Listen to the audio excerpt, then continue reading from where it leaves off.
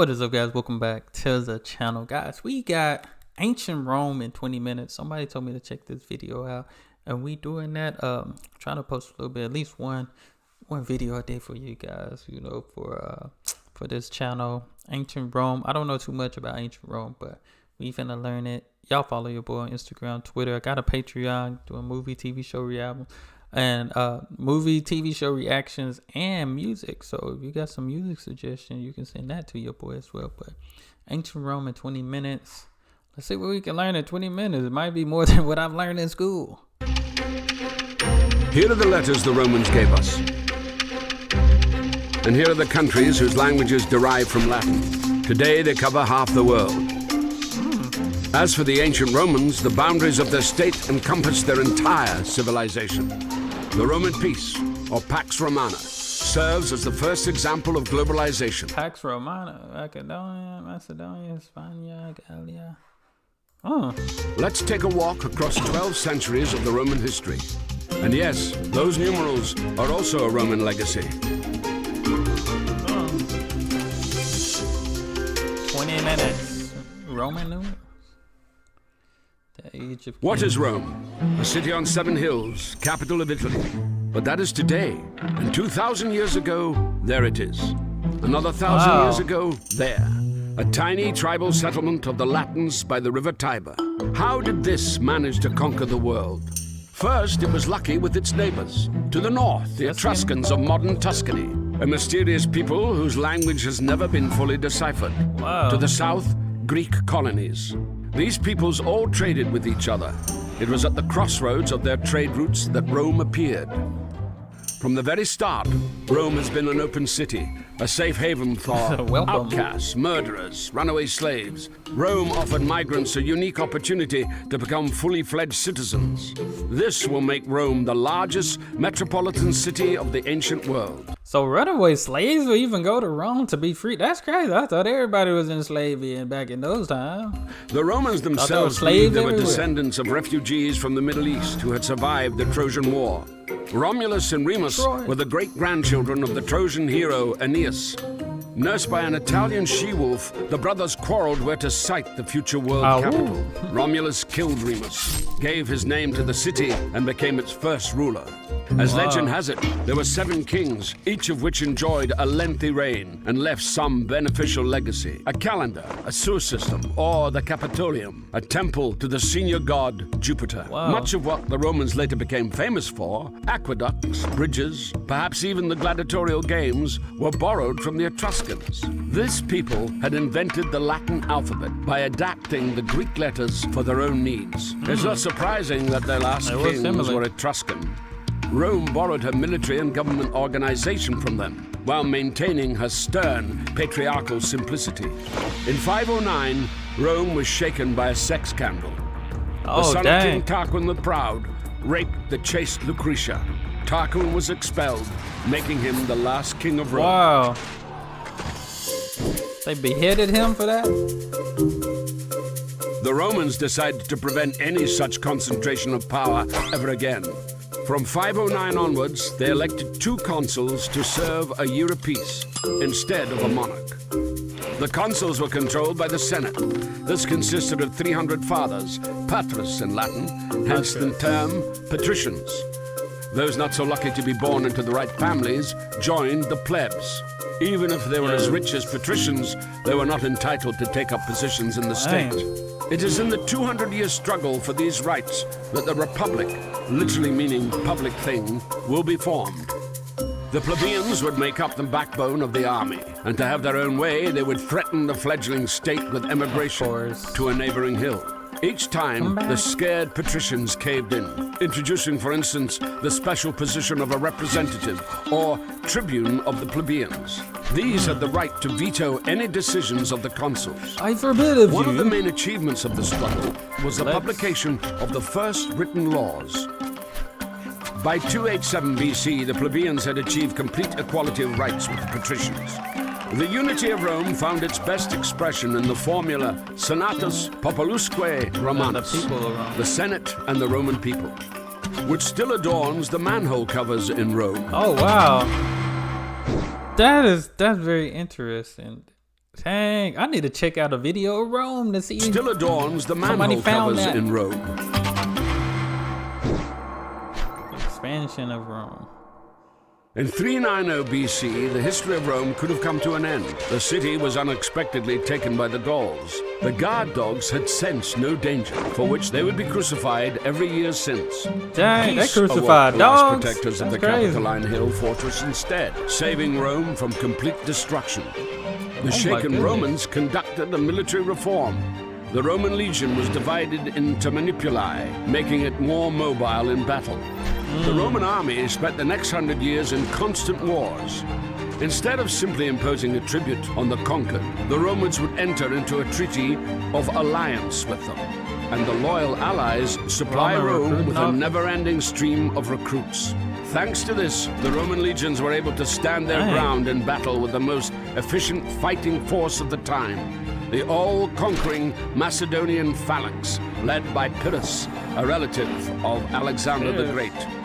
The last stronghold of resistance in Italy, the Greek city of Tarentum, then hired the most costly and celebrated contemporary warlord of the time to defend against Roman expansion. Having conquered Tarentum and reached Sicily, Rome now had to take on a much more dangerous adversary, Carthage, lord of the Mediterranean. The Romans called the Phoenicians of Carthage Punics, hence the Punic Wars. Hannibal. The Romans called the Phoenicians. I heard of a Hannibal. I don't know if it's the one I'm thinking of, Carthage, but Punics. Look at that. They even got the elephants and horses fighting. That's crazy. Hence the Punic That's pretty dope art, Wars. They were fought over the next 100 years. One hit took his head off. That's in crazy. 149 BC, Rome had taken the greater part of Punic territory and that of their allies. But after each defeat, the trading power of Carthage would rapidly recover. Senator Cato the Elder began to finish every speech with the same refrain: Carthage must be destroyed. And so it was done. The city was wiped out, all of its population was enslaved, allegedly pouring salt into the earth as an eternal curse. Also in 146 BC, the Romans wiped out another city, Corinth, making Greece and Macedonia Roman provinces. Rome appropriated the colossal riches of the disintegrating empire of Alexander, but the patriarchal simplicity of Rome succumbed to the sophisticated Greek I've seen culture. that statue before. Greek became, in effect, a second state language. The Roman nobility busied itself learning new words, hexameter, history, rhetoric. Cicero, the most famed orator of Rome, would come to model his speeches on those of the Greek Demosthenes. However, across this immense territory, full rights were only afforded. So Rome owned quite a bit, and what the Carthage, that looking like it's in like Africa, northern Africa. To the Romans themselves, even other Italians. The majority of the military had no citizenship rights. These would demand equality, declare war, and win the right to take part in managing the state. This was a total game changer. While ancient Greece remained a collection of squabbling city-states, Rome gradually extended citizenship rights to the conquered, laying down the basis for an empire. Let's travel. Civil War. Having conquered half the world, Rome fell victim to globalization. Cheap grain and an inflow of unpaid slave labor bankrupted the small farmers. Dang. These rushed into the cities and joined the ranks of the proletariat, those who have nothing to lose except their own offspring. At the same time, the rich grew 100 times richer, having bought land from the ruined peasants for a song. Previously united, the Senate and the Roman people split into two hostile camps. The tribunes of the people, the Gracchi brothers, would try to reconcile them. They proposed granting excess public lands to the impoverished peasants and suggested free distributions of bread to the poor. Wow. The disgruntled senators decided to suppress the Gracchi movement by force, killing the brothers and several thousand of their allies.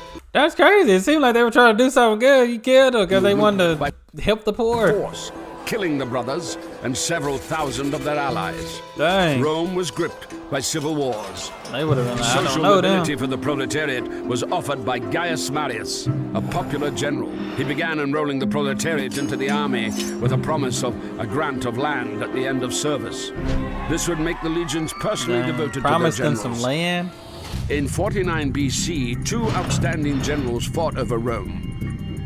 Gnaeus Pompeius had won the eastern provinces for Rome, including restless Judea, cleared the Mediterranean of piracy, defeated Spartacus' slave revolt, and justifiably added the title Great to his name.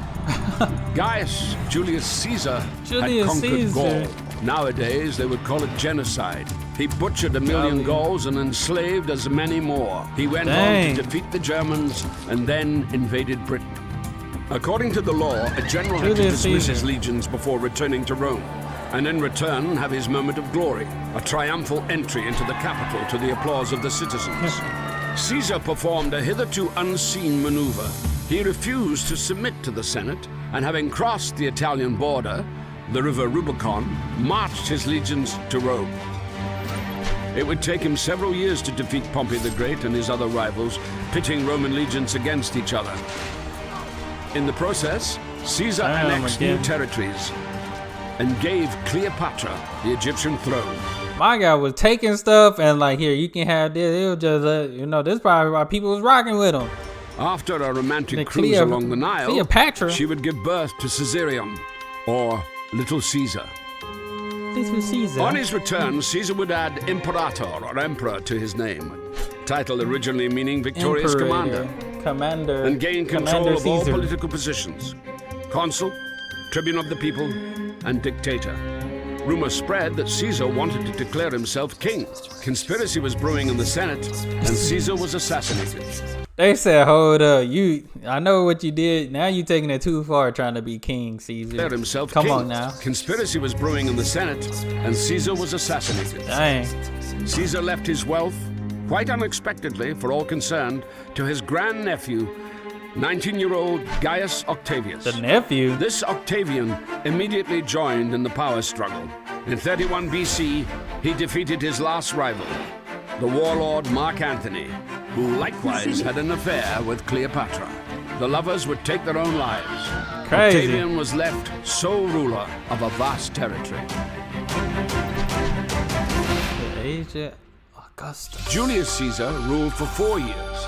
Octavian, assuming the title Augustus, meaning the Venerable or the Great, ruled for an endless 43 years. He didn't formally abolish the Republic. He simply took control of all possible positions, making his power almost absolute. But he modestly called himself Princeps, the first senator. And even though skirmishes with barbarians continued along the borders, inside them the period of Pax Romana set in, a period of peace and stability that was to last 200 years. The empire experienced an economic upswing. Bread was distributed for free to 200,000 people. On Augustus' orders, a 500-meter basin was dug at the very center of the capital, where 3,000 gladiators mimicked sea battles on real seagoing vessels. In Rome, construction was booming. Concrete and multi-story districts were growing. Augustus had to introduce height regulations, limiting skyscrapers to 6 floors. And still the citizens were unhappy. They complained about traffic jams, pollution of the waters of the Tiber. It's funny, traffic jam, they pull up in horses, bulls, cows. And high rents. The golden That's century still happening today, too. Maecenas, a quasi-minister of culture, allocated special grants to praise the value of the state. Temples would be built in the honor of Augustus, and even a month was named after him. Thus, the cult of the Roman emperors was emerging. They would come to be venerated alongside Mars and Jupiter. After Augustus' power became hereditary, the senatorial opposition has left us vivid portraits of the first emperors. Suspicious Tiberius unleashed terror under the pretext of the law on treason. Under this law, any action could be deemed offensive.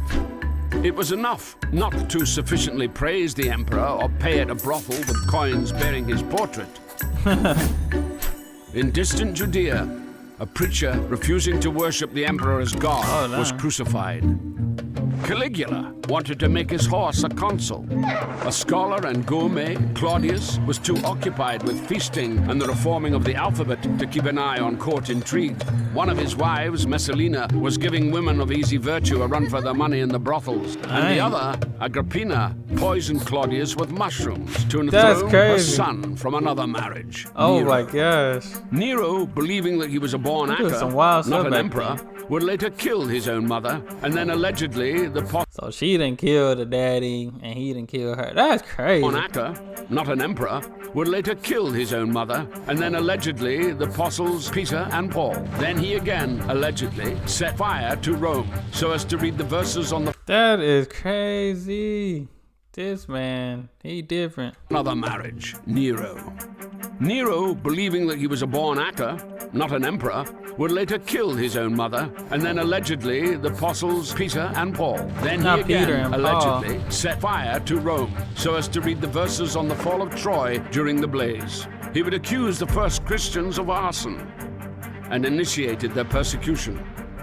And finally, he took his own life. Dang. Most details of this era are known from Tacitus, a historian and senator who observed the degradation of republican institutions.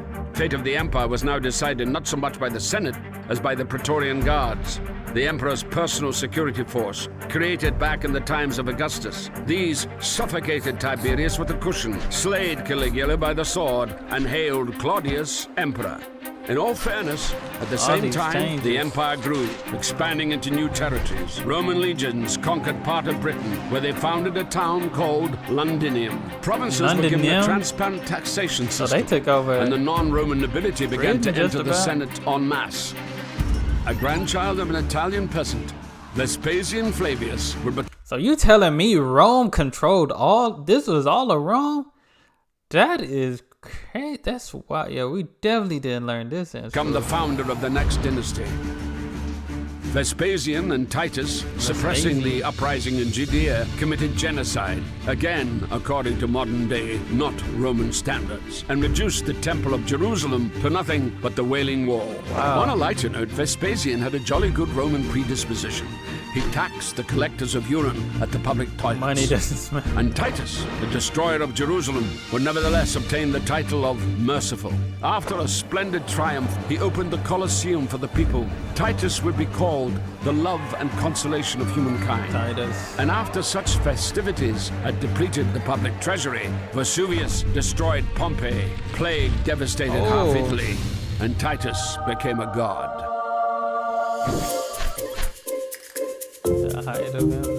The 2nd century would go down in history as the era of the good emperors. Trajan was considered by his contemporaries the best emperor ever. Rome became a 1 million-strong city, and the empire reached its largest extent. Oh my God! Rome connected on new territories via a network of just had everything. Roads. This system still determines the transport map of Europe. After Trajan, which is it? So all of the, because I've seen doing videos about Europe, I've seen just how like transportation systems work and stuff, and pretty much like by train or whatever, you can get to any country. You can get to any country in Europe, no matter where you're at. Like there's basically a road that you can go through all of Europe basically. Like, and my guy is saying all of this started right here. And it's still effective today. That's amazing. Amazing just how the transportation system work in Europe. I've always been fascinated by this system still determines the transport map of Europe. After Trajan's conquest, Hadrian busied himself with defense, erecting massive fortifications in Britain and between the Rhine and the Danube. Pantheon was built in Rome, the first temple to be topped by a massive dome, a real architectural sensation of the day, dedicated to all the gods. Hadrian would also include his lover among them, the young Antinius. More of his images have survived than of any Roman. The last good emperor, the throned philosopher, Marcus Aurelius, would spend most of his reign on military expeditions. In between battles, he wrote his manifesto for Stoic philosophy, Meditations. The crisis. It was under Marcus Aurelius' son, Commodus, that the Pax Romana, the Roman peace, came to an end. He preferred a gladiator's glory to the affairs of state. Conspirators had the emperor strangled by a fellow fighter, the slave Narcissus. Rome sank into chaos. The next 100 years brought a sequence of random emperors, proclaimed by the army, taking their turn on the throne, were a liberated slave, a fortune seeker who bought the throne at an auction, General Punic Descent who would place statues of the former enemy, Hannibal all over the empire, a Syrian priest of the sun, and a former shepherd who owed his popularity to his powerful physique. Wow. In 212, Emperor Caracalla, half North African, half Syrian, granted Roman citizenship to nearly all free subjects of the empire. The idea that you could be a Roman in Judea, in Africa, or any other corner of the empire at all might well be the main legacy of Rome still in use today. By mid-century, Rome was already in the midst of such a crisis that the whole provinces were starting to split off. The Gauls, for instance, proclaimed an empire of their own. Order would be restored by the son of a liberated slave, Diocletian. Having started his career as a soldier, he would end up an absolute monarch, an astonishing example of social mobility. People start fighting back. Diocletian split the empire into four, with four co-rulers at four capitals, situated closer to the frontier. Rome lost its significance. The Senate became a town council. The country was now ruled by an army of officials personally reporting to the emperor. Thus, the ancient world, centered around the concept of a free community and free citizens, came to an end. From the princeps, the first senator, the emperor had become the dominus, a title by which slaves addressed their masters. The citizen became a subject, the warrior turned into a soldier, and the farmer a semi-serf. Diocletian himself resigned from the post of emperor 20 years later and went off to his estate to grow cabbages. Be a farmer? Cabbage farmer? The end. After Diocletian's departure, the co-rulers were fighting for power. Constantine, the future Saint Constantine the Great, emerging victorious. Before the crucial battle for Rome, he allegedly had a vision of a cross. After this, he made all religions equal. After 300 years of persecutions, the Christians came out of the catacombs and were now entitled to build churches alongside the temples of Augustus and Mars. Constantine would take the cross from Jerusalem to the new capital of the Roman Empire, Constantinople. Theodosius I would make Christianity the official religion and begin to destroy the ancient temples. He would also be the last emperor of a united Roman Empire. His sons split the empire into west and east. The eastern half would live another 1,000 years and is known to us as Byzantium. The western part would fall victim to the great migration of peoples. Rome, founded by migrants, would fall to the onslaught of a new wave of refugees. Ironically, the last ruler of Rome would be called Romulus. Dang. And he was out of there. In modern Rome, not far from the Colosseum and the ruins of the Forum, there is a tomb. Its occupant was neither emperor nor senator, but a simple baker called Eurysakes. Likely born a slave into a family of Greek migrants, he later entered into a bread supply contract with the capital and became so rich that he could build such a monument for himself and his wife. Before Rome, in ancient Egypt and elsewhere, or after Rome during the Middle Ages, a man would die in the same station in life as he had been born in. The life and career of Eurysakes is an answer to the question of how Rome was able to create a global state that lasted over 1,000 years. That is interesting. Yeah, I gotta definitely check out more. Like, I know this is just 20 minutes, but in 20 minutes, we see how much went on through the times in Rome. But that was an interesting fact that they pointed out to me, because like I mentioned, like I always talk about how Europe, the public transportation system, how it is. You know, I wish we had something like that in the States, and to see that, hey, this is where it started, how we got it started. Because I mean, at this point, it looked like Rome controlled southern part of Europe and northern part of Africa, just about. But interesting stuff. Yeah, we don't get into this at school. History at my school when growing up, it was more just everything America, not really where it all started, just in the beginning type of thing. Like, you know, I know we have different places where we can go find in the beginning stuff and how certain things got constructed, you know, but this was good. Gonna check out more. But y'all make sure y'all follow your boy on Instagram, Twitter. Got the Patreon doing movie, TV show reactions as well. If y'all like to check that out, I appreciate you guys. But ancient Rome, there's so much to learn, so much that was not taught then too. Like in school, they don't have that much time to teach us all that stuff, because why we take all these tests? They just want us to do what we have to do so we can pass the test. That's it. They ain't trying to really teach us. They just need to teach us to pass that test. But that's all I have. Y'all be blessed, be the best, and be you. I'm out.